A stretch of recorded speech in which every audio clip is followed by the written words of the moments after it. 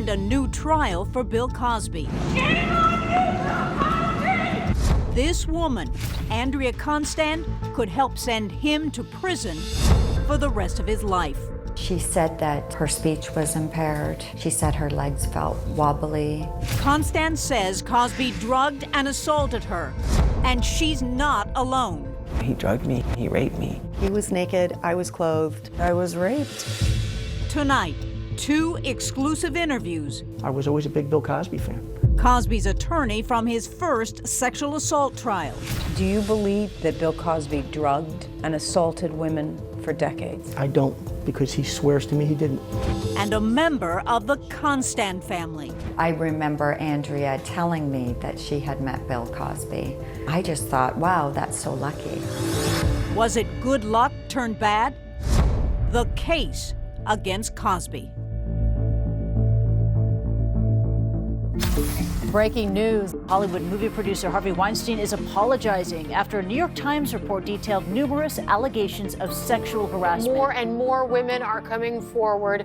Years before sexual misconduct allegations against Hollywood mogul Harvey Weinstein triggered a movement, Stop the violence! Stop the rape! there was one woman who came forward with allegations of sexual assault against another Hollywood giant, Bill Cosby. Her name, Andrea Constand. And her 2005 allegations eventually led to what you could call the prelude to Me Too, with more than 50 women alleging America's dad sexually assaulted them as well. He was on top of me, putting himself in my mouth. I remember yelling, no, stop, I can't do this. He had had sex with me, he raped me. Cosby has always denied all allegations. If true, the claims from Barbara Bowman, Heidi Thomas, Lily Bernard, and many other women were criminal. But they allege crimes that were long past the statute of limitations, with one notable exception: the accusation made by the woman who came forward first, a Canadian, Andrea Constand. In 2015, as many women were publicly telling their stories Jello pudding pops about the man who sold kids pudding pops, authorities reopened Constand's case. Detectives came and spoke with Andrea here in Canada and asked her if she would be willing to cooperate. What did she say, to your knowledge? I don't think she had any hesitation. I think for her, it just was, I will do what needs to be done. Diana Parsons is Andrea's older sister, knows her better than anyone else. And she spoke exclusively with CNN about her sister, who she describes as private and centered. She's very spiritual, and she's calm, she's humble, she's honest. And she's also a lifelong athlete. She played soccer and she played basketball. She chose to focus on basketball as she grew taller. Andrea's 6 feet. 6 feet. Yes. Her basketball skills are unbelievable. I think she was in grade 12 and different universities started coming forward, offering Andrea scholarships. Andrea Constand played 4 years of Division I ball at the University of Arizona. It was followed by 2 years of pro ball in Europe. Her goal? To play for the WNBA, but it didn't happen. How traumatic was that for her?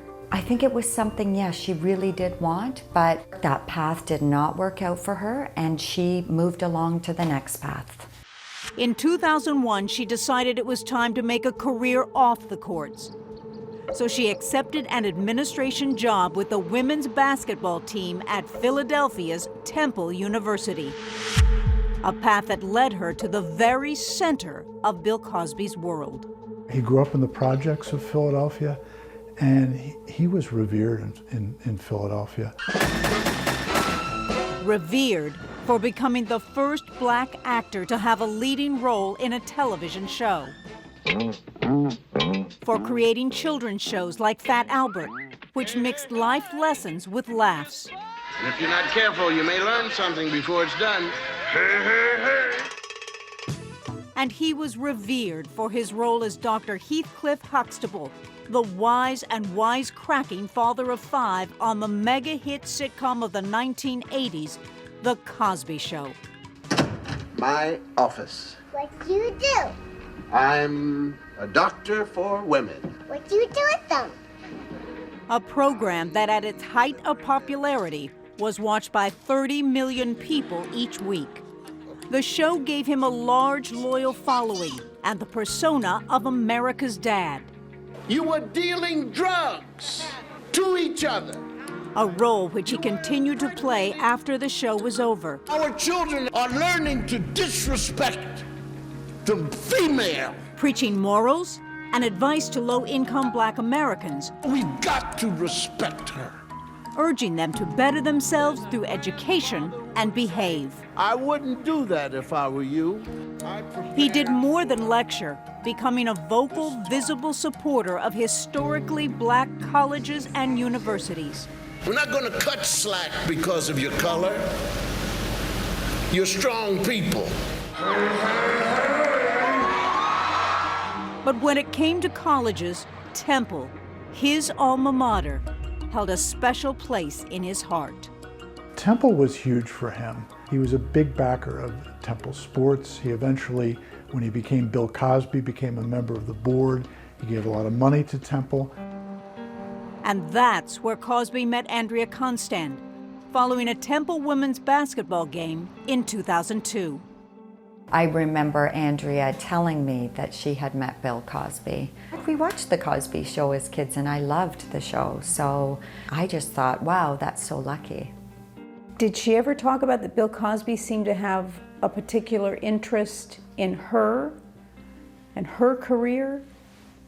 No, she didn't. No, we didn't really talk about him a lot. I think she looked at him as a mentor and as, you know, a nice man, but more of a father figure.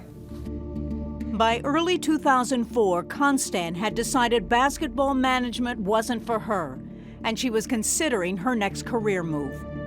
She seemed to be at a crossroads in her life. She was deciding whether to stay at Temple or move back to Canada. In the middle of her decision-making, Constand spoke with Cosby on the phone. He invited her over to talk. She says she expected advice and a conversation. Both Cosby and Constand agree a lot more than talk happened that night. Andrea Constand had in common when they met in 2002. Constand says she trusted Cosby, considered him a mentor, and visited his home outside of Philadelphia a handful of times. Did Andrea ever, at the time, talk to you about going to his house at all? Yes, I actually thought, you know, it's really nice that she's met someone who is such a nice man and is helping her out. Andrea Constand visited Bill Cosby's house despite the fact that court documents show a troubling moment. When Constand says Cosby, quote, touched my leg and inner thigh. Why do you think she went back? I don't know, Jean. There's a part of me that says, we grew up, our family values, you trust people. And she wanted his advice. By 2004, she was ready to quit her job with Temple's women's basketball team and return home to Toronto to study massage. She says Bill Cosby knew she was making life changes when he called her and invited her over to talk about them. She comes as a friend seeking help. She's trying to decide where her career goes next. She arrived, she says, sometime after 8 p.m. Cosby says they discussed the fact that she couldn't sleep, that her eyeballs were moving whenever she tried to sleep. He then gave her some pills he said would help her unwind. He will later claim they were Benadryl, an over-the-counter allergy medicine he says he takes to relax. From her point of view, these are far stronger than Benadryl. She said that her speech was impaired. She said her legs felt wobbly, and she said that she just knew she had to lie down. And she said that Bill Cosby helped her to the couch. This is what she said to you when she first opened up. Yes. She says he touched her breasts, he touched her vagina, and then eventually he digitally penetrated her. And the whole time she was semi-conscious. Bill Cosby agrees there was sexual contact that night, but says it was all part of a romantic relationship. That Andrea was awake and never told him to stop. Constance says there was no romantic relationship, no consent. She says she awoke on Bill Cosby's couch around 4 a.m. She claims Cosby was standing nearby and offered her a muffin. She says she took a bit of it and left. His house, the school, the country. She returned home to Toronto to study massage therapy and told nobody about that night until she confided in her mother, Gianna, in January of 2005, a full year later.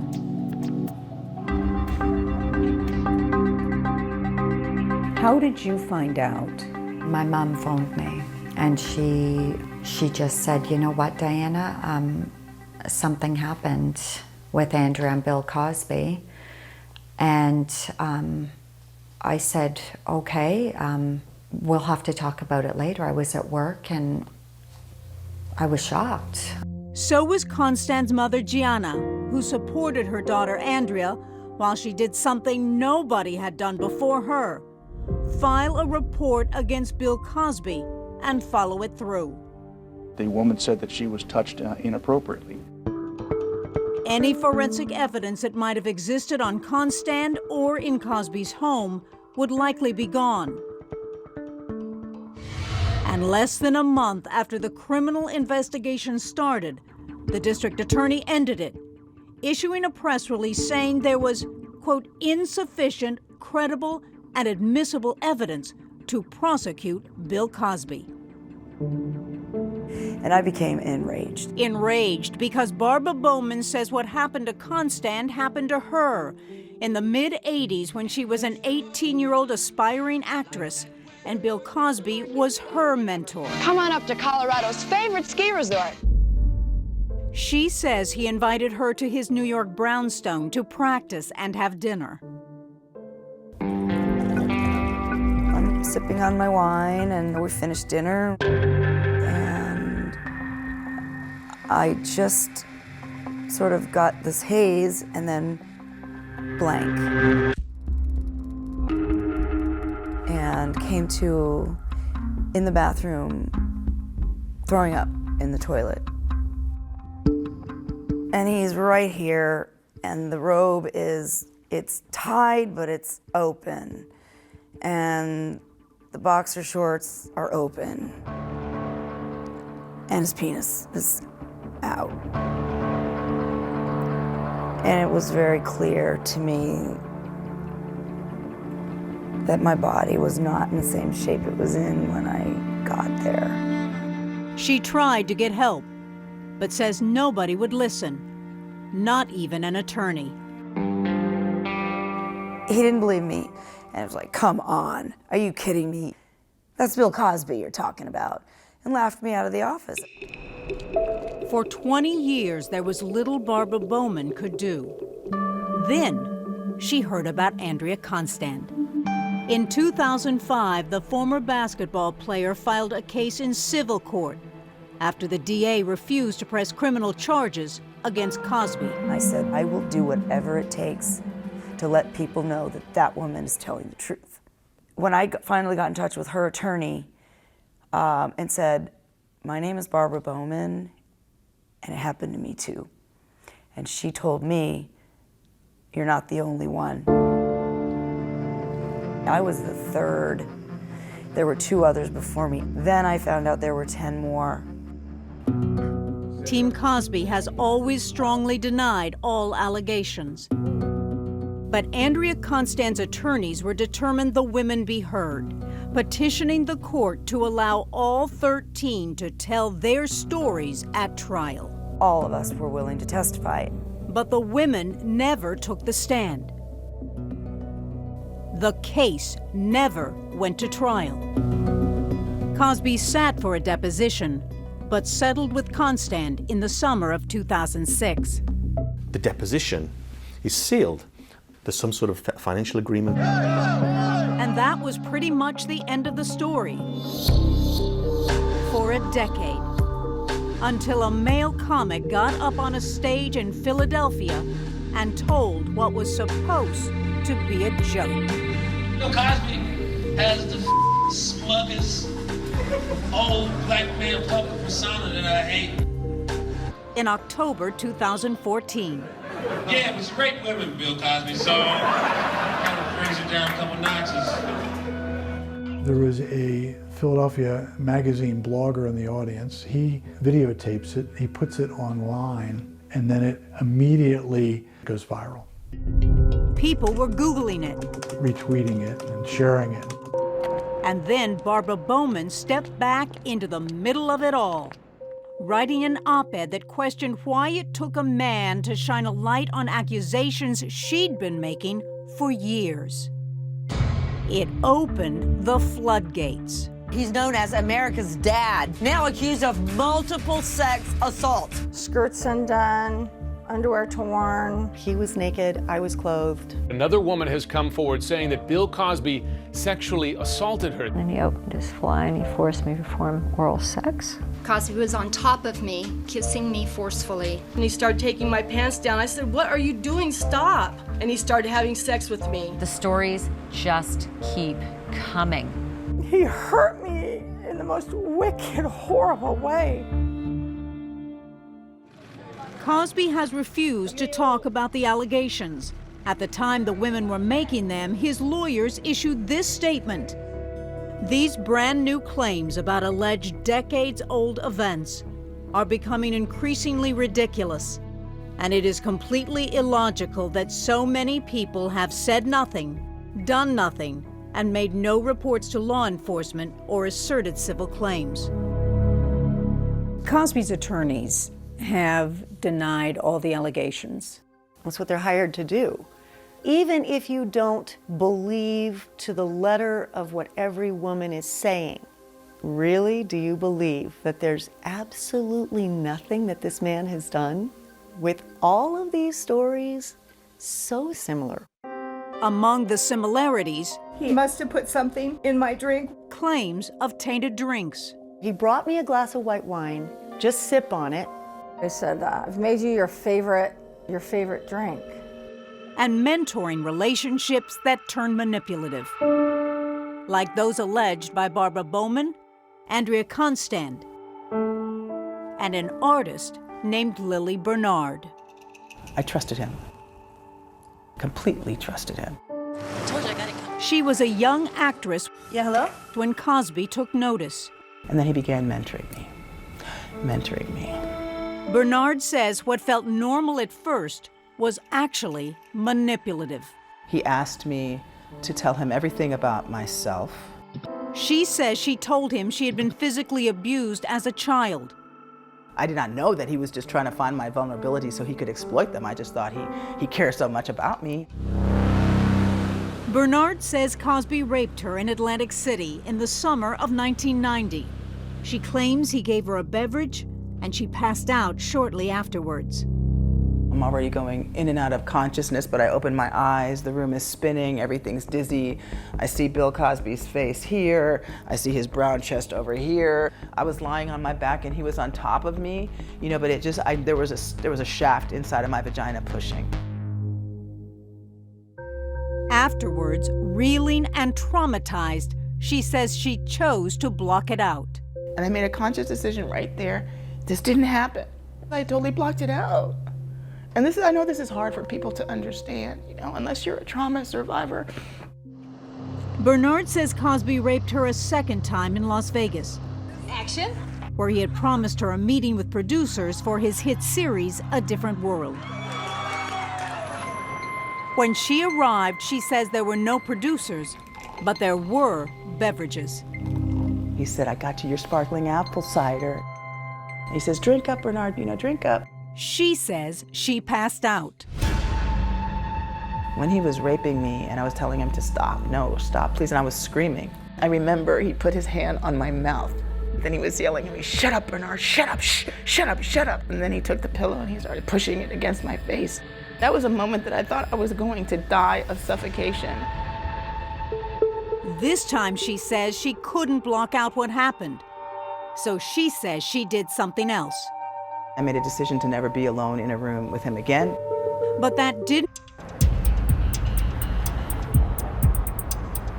I just need a moment.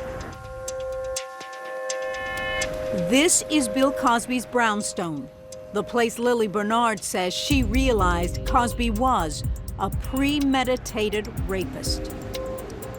And Bill Cosby called me to inform me that I had to come to his house and accept a phone call. She says it was supposed to be a phone call about a guest spot on The Cosby Show, but she now believes it was a ruse to sexually assault her. I turn around, and there he is seated, and his pants were open. And he grabbed my hands, and he put them on his penis. I told him, I can't do this, stop it. Devastated and sobbing, she says he handed her some apple cider. Very quickly, like within 15 minutes, my body began feeling heavy, like lead. A feeling, she says, followed by a realization. At that point, I was triggered to remember that this happened to me in Atlantic City. It happened in Las Vegas. That moment was critical for me because at that moment I realized, wow, this is premeditated. He drugged me. He drugged me in Atlantic City. He drugged me in Las Vegas. He drugged me now.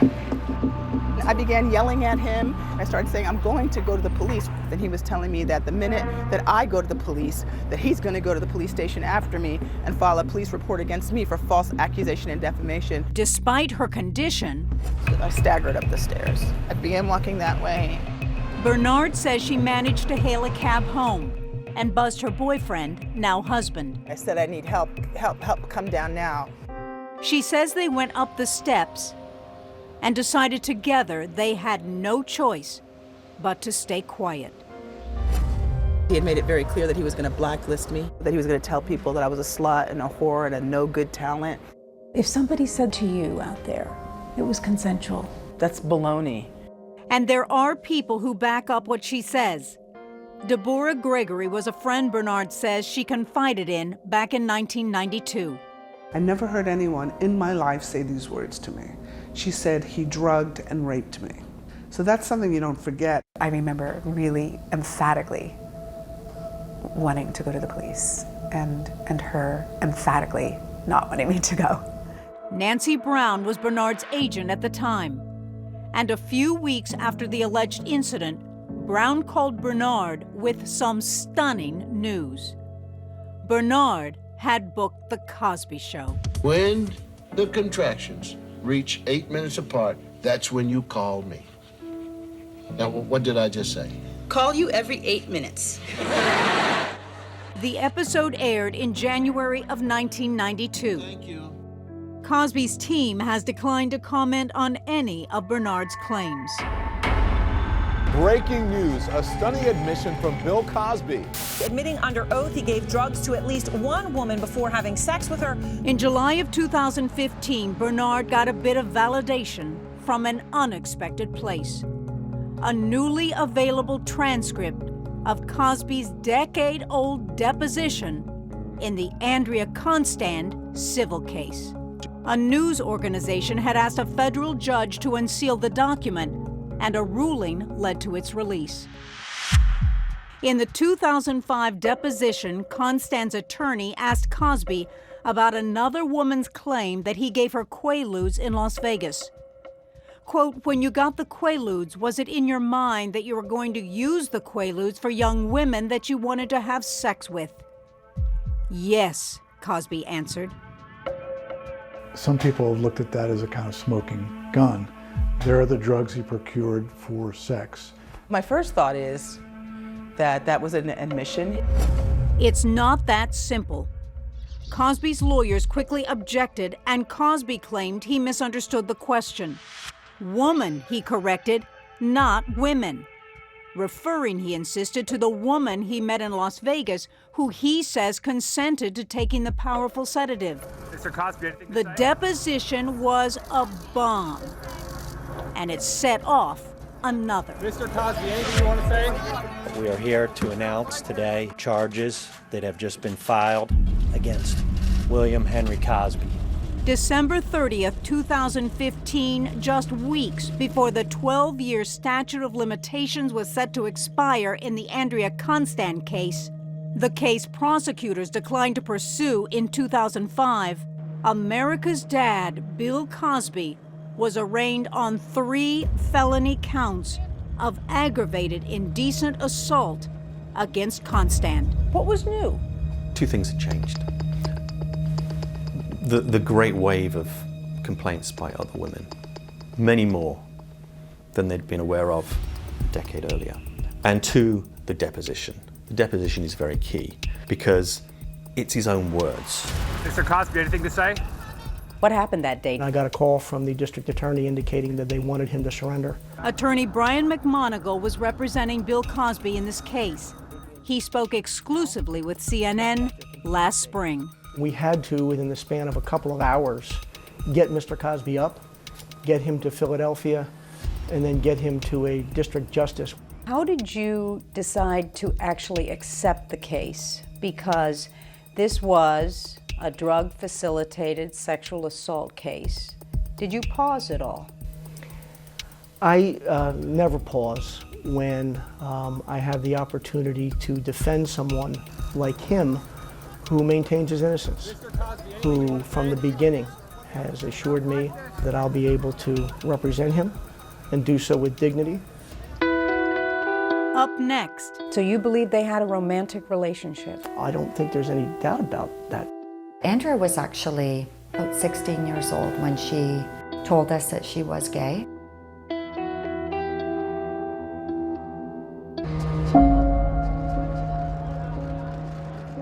Despite dozens of accusations of sexual assault, Bill Cosby never had to defend himself in criminal court until last spring, June 5th, 2017. America's dad arrived with one of his TV daughters to face 3 counts of aggravated indecent assault, accused of drugging Andrea Constand in 2004 and assaulting her while she was unconscious. He pretty much sat there and was very quiet and subdued. He was not the funny comedian or entertainer. He was this aging figure who was really in the midst of the fight of his life. The star witness, of course, was Constand. I remember telling her to just be very calm when she goes on the stand, and she said, "Oh, I know."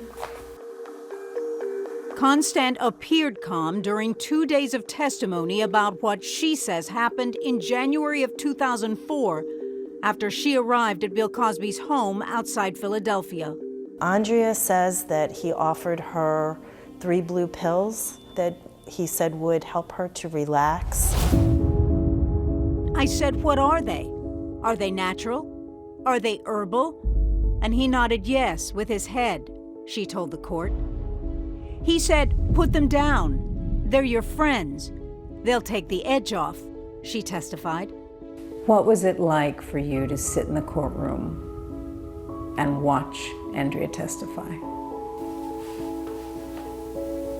It was hard, but I was so proud of her. The defense agreed there was sexual contact between Cosby and Constand, but insisted it was consensual. So you believe they had a romantic relationship? I don't think there's any doubt about that fact. I mean, the testimony in this trial was that Ms. Constand had been to his home on a couple different occasions, that there had been romantic settings, romantic interludes. Constand testified the relationship was not romantic. He was a temple friend, she said, somebody I trusted, a mentor. As for the romantic interludes McMonigal says happened, Constand insisted they were passes from Cosby that she rebuffed, which made sense to Diana Parsons, who says her sister has no interest in romantic interludes with men. Andrea was actually about 16 years old when she told us that she was gay. The judge ruled pre-trial not to allow in information about Constand's sexuality. When she was a young teenager, and once she was a bit older, she did have a couple of experiences with men.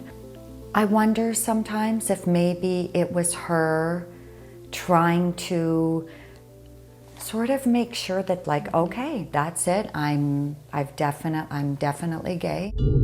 Cosby's attorneys used phone records to try to prove a romantic relationship, pointing to more than 50 calls Constand made to Cosby after the alleged assault and before March 31st, when Constand left Temple.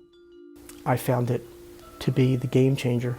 There were calls after the so-called sexual encounter. There was call after call after call after call. Constand testified she was just returning calls from Cosby, a Temple trustee. Andrea contended that because of Cosby's importance to Temple, that she couldn't ignore his phone calls. The jury also heard from a woman named Kelly Johnson, who was an assistant to one of Mr. Cosby's agents. Johnson testified that Cosby drugged and sexually assaulted her too in California in 1996. He told me I needed to relax, and he offered me a large white pill. He was insistent, and I felt intimidated. I asked him what it was. He said, "Would I give you anything that would hurt you? Trust me." The prosecution wanted 13 women who say that Cosby drugged and sexually assaulted them to testify. It was to demonstrate Cosby had a plan of attack he used over and over again. The judge allowed only one, Johnson. I remember waking up in a bed with Mr. Cosby naked beneath his open robe. The defense tried to discredit Johnson's story by pointing out that she testified she took a big white pill in 1996, but had said previously the incident happened in 1990. The dates were strange, the flip-flop on the dates. Yes, they were. But strikingly similar allegations. One on the West Coast, one on the East Coast. The two didn't know each other. It was well before Andrea Constand. Did that give you pause at all? It told me what I already knew from reading Mr. Cosby's depositions, which is that there were various times in his relationships with other women that he acted outside of his marriage. And that there were consensual encounters, according to him, with other women where there were, at times, pills used. Cosby did not testify at trial, but the prosecution did have his words. They were allowed to introduce the deposition from the 2005 civil suit where Bill Cosby admitted to getting prescriptions for Quaaludes to give to women for sex. The entire trial took 36 hours. Deliberations were nearly twice as long.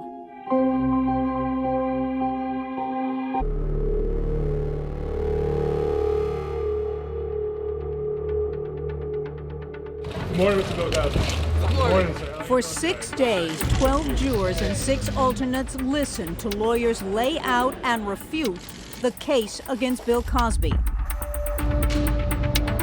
They then tried for another 6 to get a verdict. From my point of view, it was right up the middle. That's a juror who didn't want his identity revealed. There was a 10-2 vote near the end on one count. But as soon as the foreman announced the vote, 3 of the people jumped up and wanted to change their vote. So putting it back, I think, back to the middle. So, on Saturday morning, June 17th, we're following this breaking news on the Bill Cosby case, a judge declaring a mistrial. A mistrial. Mr. Cosby just sat there looking somber and a bit shocked. I don't know if shocked at the outcome or just shocked at the stress of being in that particular situation at the age of 79. The district attorney immediately announced he would retry the case. And shortly after that, the world heard a letter from Cosby's wife, Camille, read by a spokesperson. How do I describe the district attorney? Heinously and exploitively ambitious. How do I describe the judge? Overtly arrogant and collaborating with the district attorney. Camille Cosby may not have liked the DA or the judge, but her husband is going to have to face them again. His retrial is getting underway. And there are some similarities between the two trials, but you can expect many, many differences. First difference, defense attorney Brian McMonigal is gone, replaced by an import from Los Angeles named Tom Mesereau. The attorney who got Michael Jackson cleared of child molestation charges in 2005. So I never met Mr. Cosby. Back in December of 2015 on CNN, Mesereau gave his expert opinion about how he would cross-examine Andrea Constand if he was Cosby's lawyer. And the first thing I would ask her would be, what's more important to you, money or principle? Did you take money and walk away confidentially, or did you take this to a jury and do it publicly? Andrea Constand settled her 2005 civil suit for an undisclosed sum. And while Cosby's last defense team did not bring that into court, Mesereau has made it very clear he will do just that. It is part of a strategy he previewed at pretrial hearings. He will tell jurors Constand fabricated her story to make money. I think that she is in for a much more vigorous cross-examination, and that Mesereau will definitely try to portray her in a most unflattering way.